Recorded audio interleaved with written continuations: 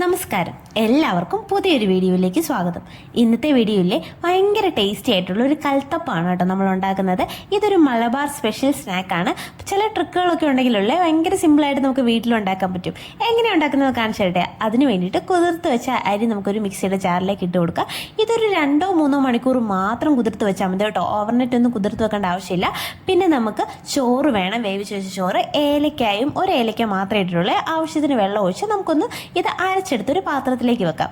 ഇനി നമുക്ക് ശർക്കരയൊന്ന് ഉരുക്കിയെടുക്കണം. ഞാനിവിടെ ശർക്കര പൊടിയാണ് കേട്ടോ എടുക്കുന്നത്. ഇതൊന്ന് നമുക്ക് നന്നായിട്ടൊന്ന് ചൂടാക്കി എടുക്കാം. ഇനി ആ സമയത്ത് നമുക്കൊരു കുക്കർ വെച്ച് അതിലേക്ക് എണ്ണ ഒഴിച്ചിട്ട് നമുക്ക് തേങ്ങാക്കൊത്ത് ആദ്യം ഇട്ട് കൊടുക്കാവേ. എന്നിട്ട് ഇതൊന്ന് നന്നായിട്ടൊന്ന് വറുത്തെടുക്കാനാണ്. ഇതൊന്ന് ചെറുതായിട്ടൊന്ന് വറുത്തെടുത്ത് വരുമ്പോഴേക്കും ഇതിലേക്ക് നമുക്ക് ചെറിയുള്ളി ഇട്ട് കൊടുക്കാം.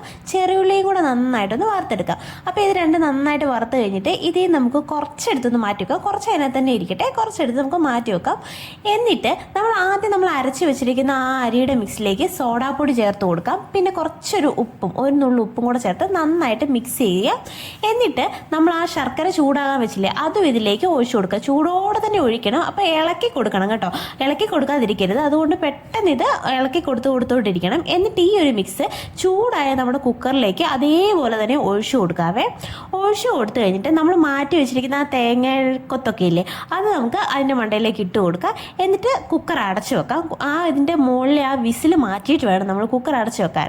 എന്നിട്ട് ഒരു 20 മിനിറ്റ് ഇങ്ങനെ ഇരിക്കണം. തീ കുറച്ച് വെക്കണം. എന്നിട്ട് 20 മിനിറ്റ് ഇങ്ങനെ ഇരുന്ന് തീ ഓഫ് ചെയ്ത് കഴിയുമ്പോഴേക്കും ഇതേപോലെ സെറ്റായിട്ടുണ്ടാകും കേട്ടോ. എന്നിട്ട് നമുക്കിത് കുക്കറിൽ നിന്ന് തുറന്ന് എടുക്കാൻ പറ്റും. നല്ല സിമ്പിളായിട്ട് എടുക്കാൻ പറ്റും. ഇങ്ങനെ കട്ട് ചെയ്ത് കഴിക്കാനും പറ്റും. ഇതിലിങ്ങനെ ഇതേപോലെ ഇതിൽ ആരുകൾ പോലെ കണ്ടോ ഇങ്ങനെ വന്നാൽ നമ്മുടെ സംഭവം പെർഫെക്റ്റ് ആയിട്ടാണെന്ന് അർത്ഥം. നല്ല ടേസ്റ്റാണ് കേട്ടോ. ഒന്ന് ട്രൈ ചെയ്ത് നോക്കണേ.